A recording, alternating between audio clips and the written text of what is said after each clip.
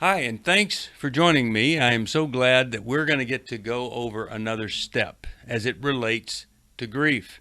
You know, the 12 steps are so powerful, so impactful. And in a time like this, when I'm recording this, of course, it is during a time when some people are still sheltering in place, or you quarantined yourself or been quarantined, you've been isolated.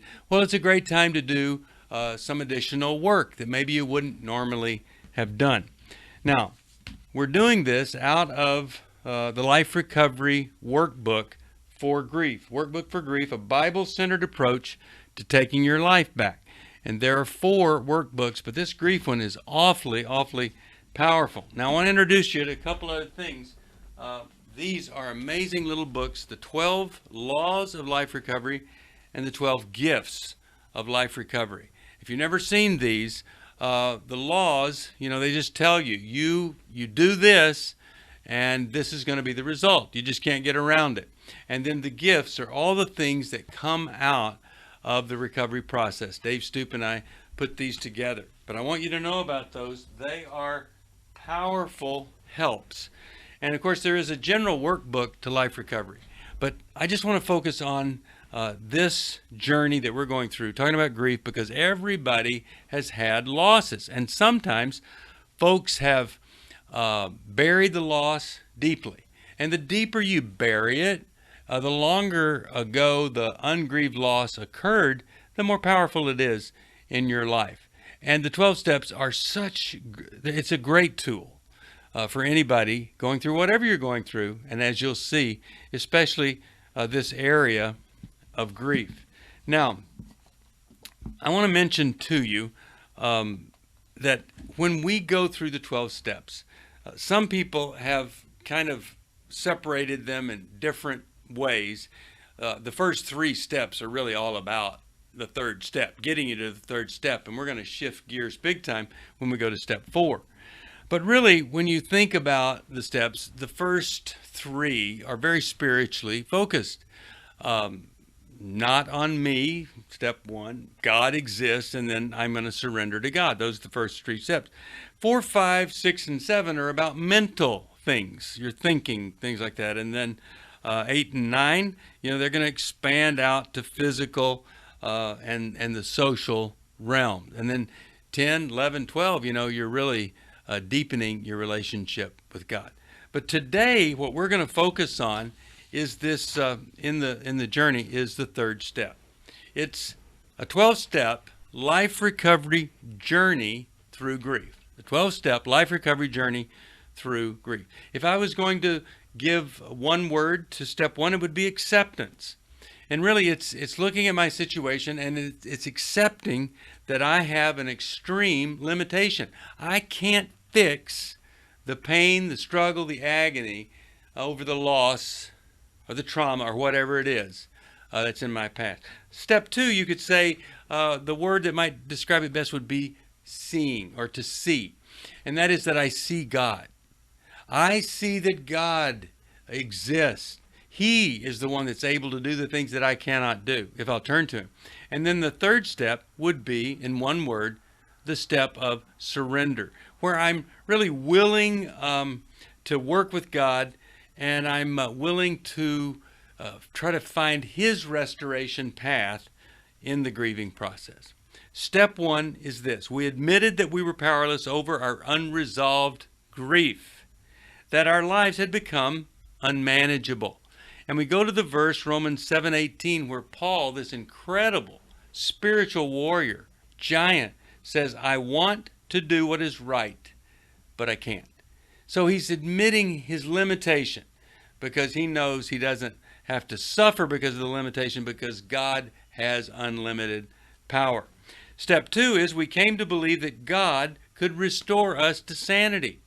And so we go to Philippians 2:13. God is working in you, giving you the desire and the power to do what pleases Him. So there is a God. He's at work with us, and that's how we end up on this spiritual journey, 12 steps to resolving the grief. And then we get to step 3. We made a decision to turn our wills and our lives over to the care of God.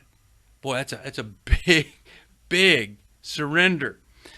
Romans 12:1 says this, "Dear brothers and sisters, I plead with you to give your bodies to God because of all that he has done for you. Let them be a living and holy sacrifice, the kind that he will find acceptable." It's fantastic. It's what we need to do. We need to say, all this stuff we're going through down here, it's temporary. But everything that we do in relation to God, it has an eternal value and purpose. So we have the big three of transformation. That's what I like to call them.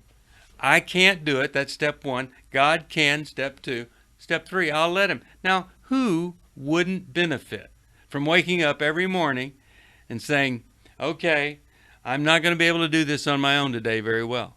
God could really help me, and I'm going to surrender to God. I surrender. So, I have, you might say to yourself, there are things in my life that show how spiritual I am. I pray. I read the Bible. I'm willing. Well, maybe what you've been willing to do hasn't been the total package. Maybe you need to be willing to do some different things. That'd be great. Maybe you say, well, I look at God's Word. I'm studying. I'm talking. I go to church. Well, but maybe there's more.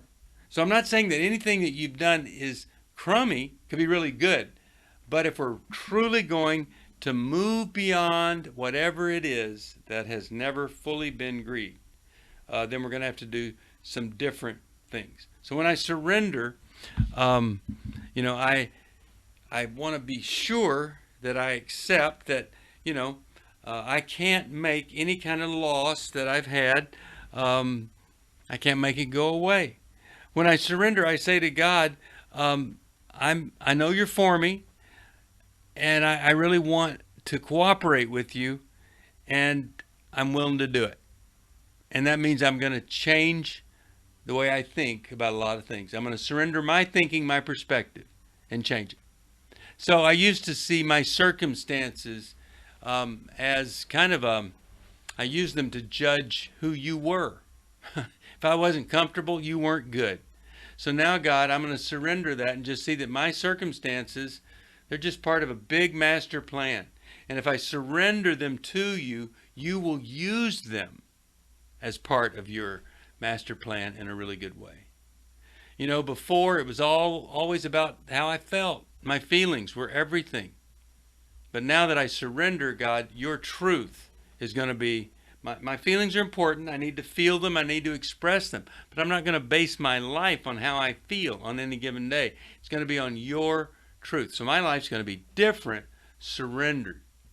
I'm going to go from this thought of, God, what can you do for me, to this new surrender of, what can I do for you?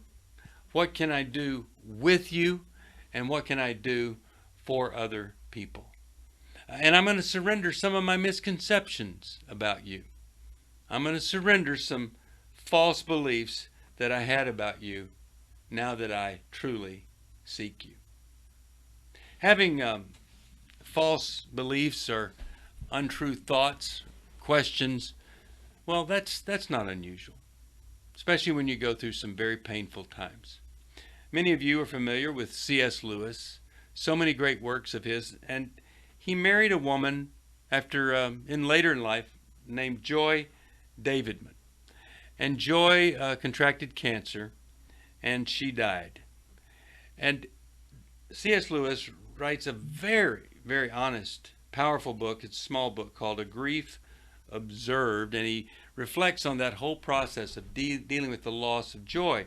And he was extremely angry with God. And so he starts to grieve the loss of Joy, and then sees that, well, there are other losses. His mother died of cancer, and it taps into the loss there that he had never fully grieved.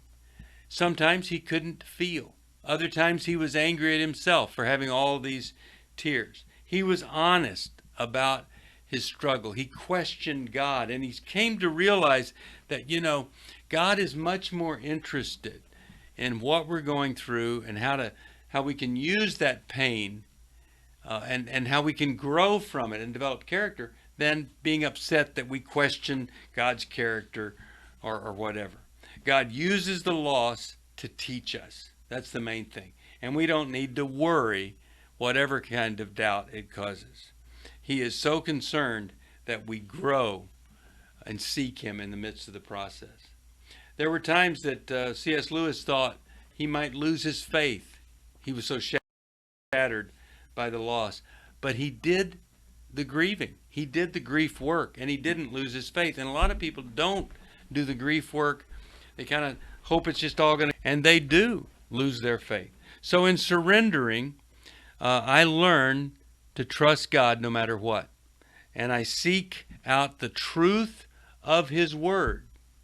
And I surrender to what is there. So we have to ask ourselves, if we're going to surrender, and we're going to do this third step, and maybe you write this out. The notebook provides space for this. But maybe you write it out. Why in the world wouldn't I surrender to God? Sometimes people don't surrender because in their past there was someone that died and God could have prevented it, but he didn't. And so you say, well, no wonder I don't want to surrender to him. He didn't fix that thing. He didn't follow my orders or go with my will. Sometimes there's a baby that's lost. And you know that baby could have been saved. Perhaps a birth defect that could have been healed. A marriage and there was a divorce. Death, sickness, loss. And because of that, and a false expectation that God would prevent every crummy thing from happening to us, we refuse to surrender.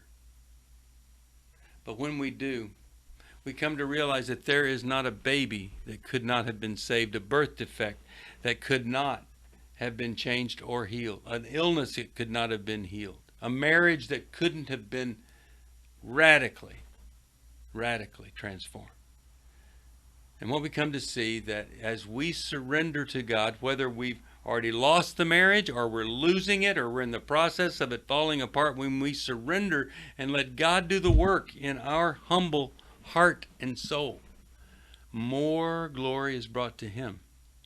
More lives are impacted than from any marriage from two people that met each other in Sunday school, never had a problem. I mean, these people don't exist, but you know what I'm saying. The stereotypical perfect Christian marriage. I'm not asking for trouble by saying that more glory can come to God through the trouble. I just know this. You're going to have trouble. Marriage isn't always going to be great and easy. The honeymoon does wear off eventually, sooner or later. But you wake up in the morning and say, God, I can't change this person. And I can't change the fact that we're married. So change me, God, to be grateful for what I have. Focus on what you've given me, not on the disappointment or the imperfection. That's not going to help anyway. See, that's what surrender does. Now, next thing we want to do when we're working this step is, what is it that I need to surrender? I want to ask myself, what areas of my life have never been surrendered? Maybe this grief has driven me into some unhealthy stuff. I might have been drinking too much, eating too much, sex inappropriate, outside of marriage, lust, pornography, whatever. What do I need to surrender to God? And in surrendering, what is the other stuff that needs to go with I surrender? It's like the guy that he told me every day, wake up, God, I'd put my hands up, God, I surrender my sexual addiction to you, please change me. And every day he said it was always the same, no change. So I said to him, how about rather than lift your hands up, put them on the steering wheel, drive yourself to a Sex Addicts Anonymous meeting and openly confess, tell people about what you've been involved with, and see if the healing doesn't begin. So surrender is being willing to do some uncomfortable stuff, not just study my Bible alone at home more or pray more. Those are good things, but you need more than just those things. Step 3 in the grieving process. Now, Step 4, we're going to really get into some grief work that we need to do. But here, we've dealt with a lot of feelings and emotions and thoughts. That's what we're dealing with. But we've made great progress to get the big 3 in. This amazing realization that I just don't have it. I don't have it within and of myself, the power to heal and to change. But I'm not helpless, I'm not hopeless. God has that power. And now I'm going to let him. I surrender to him. When we do that, we end up getting through the grief, getting over the grief, and getting beyond it into what God has called us to do. I'm so thankful to get to go through all of this with you. And I hope this has been helpful to you. The 12 steps apply to any area of life. They're just good, solid, biblical principles. So I hope today, no matter what you face, that you'll surrender it to the Lord. That doesn't mean give it up. It means get with God to deal with it versus trying to power through it, make it happen under your own resources.